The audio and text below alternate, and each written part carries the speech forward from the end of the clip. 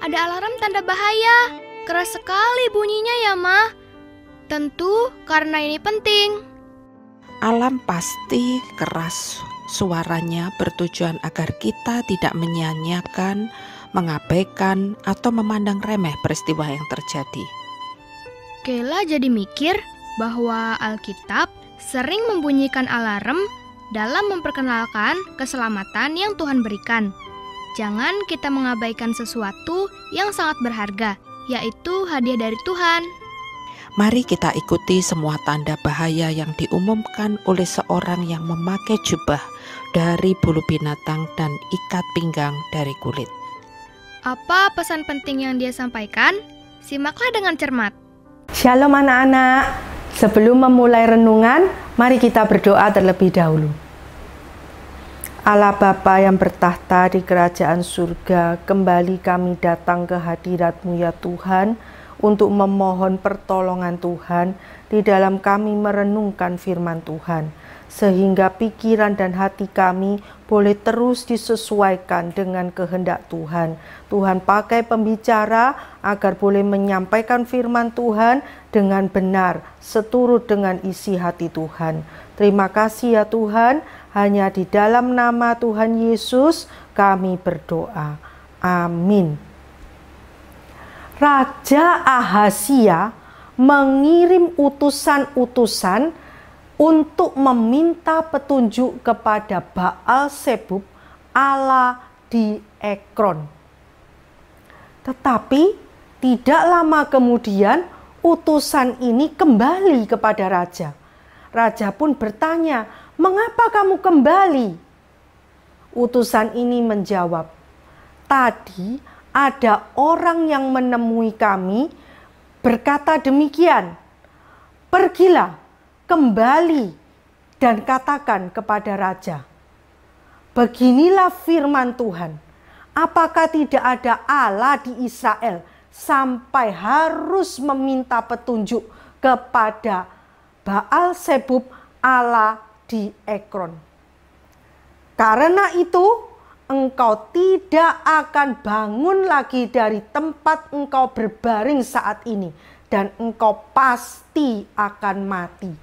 Raja Ahazia mengenali siapa orang ini dari ciri-ciri yang dikatakan oleh utusannya, yaitu Nabi Elia orang Tisbe.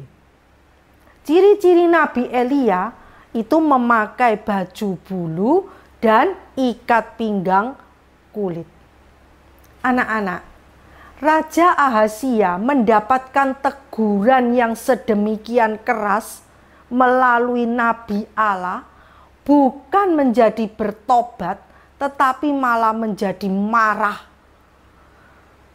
Dengan dia tidak bertanya atau tidak meminta petunjuk kepada Allah Yahweh, tetapi kepada Baal-Zebub Allah di Ekron, itu menunjukkan bahwa Raja Ahazia menganggap Allah Yahweh itu tidak ada. Selain itu juga menunjukkan bahwa Raja Ahazia tidak mau tunduk kepada Allah Yahweh. Dengan menganggap Allah Yahweh itu tidak ada, artinya juga Raja Ahazia menolak keselamatan yang dikaruniakan oleh Allah Yahweh. Di dalam kemarahannya, Raja Ahazia mengirim seorang perwira dengan 50 orang anak buahnya untuk menjemput Nabi Elia. Pergilah perwira ini kepada Elia yang sedang duduk di puncak bukit. Sesampainya di tempat Elia, perwira ini berkata, "Hai abdi Allah, raja bertita, turunlah." Anak-anak, perkataan ini, yaitu julukan abdi Allah yang disampaikan kepada Elia, itu bukan merupakan satu penghormatan, melainkan justru sebuah penghinaan. Karena orang yang mengucapkan ini tidak percaya adanya Allah Yahweh di Israel.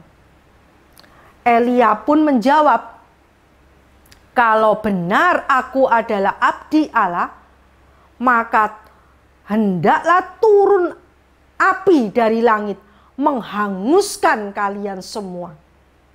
Anak-anak, apa yang terjadi?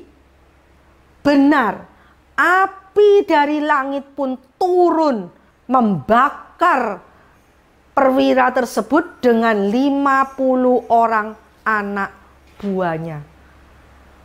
Di sini kita melihat ya anak-anak, murka Allah itu berupa api yang menghanguskan.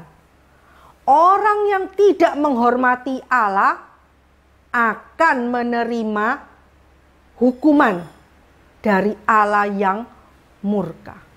Tetapi hukuman ini tidak menyebabkan Raja Ahazia menjadi bertobat.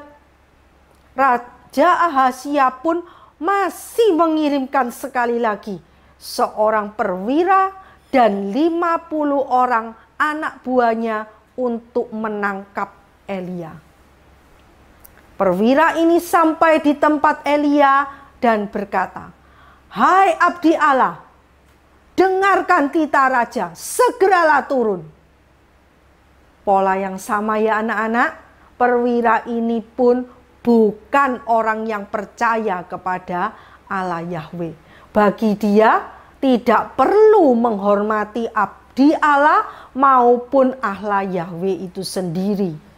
Jadi dia tetap bersikap sama seperti perwira pertama yang sudah dibakar oleh api. Elia pun memberikan jawaban yang sama. "Kalau memang benar aku adalah abdi Allah, maka hendaklah turun api dari langit membakar kalian semua."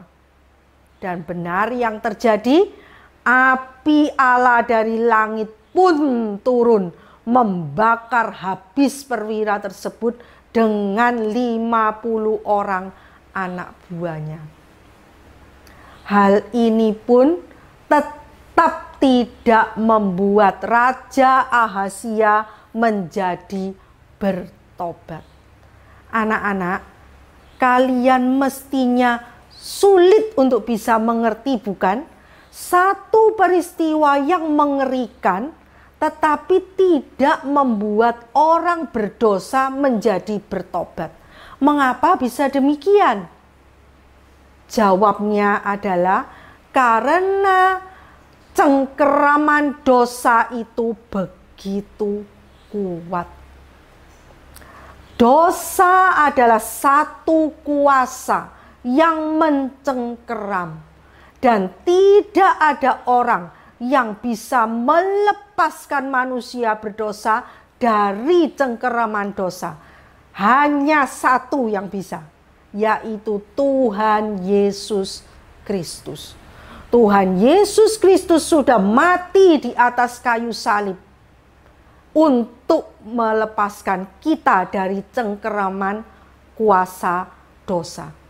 Dia bangkit, dia sudah naik ke surga, duduk di sebelah kanan Allah Bapa. Maukah anak-anak percaya kepada Tuhan Yesus?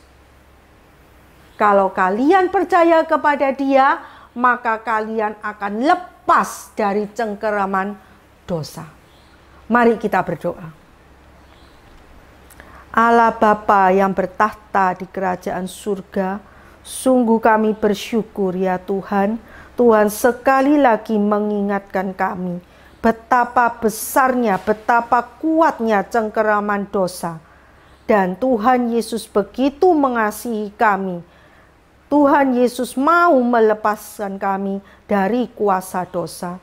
Tuhan, tolonglah kami, agar kami yang sudah dilepaskan dari kuasa dosa, kami boleh hidup berkenan kepada Tuhan, menyenangkan hati Tuhan, menghormati Tuhan, dan tunduk sepenuhnya kepada Tuhan. Tolong kami ya Tuhan. Terima kasih Tuhan, hanya di dalam nama Tuhan Yesus kami berdoa. Amin.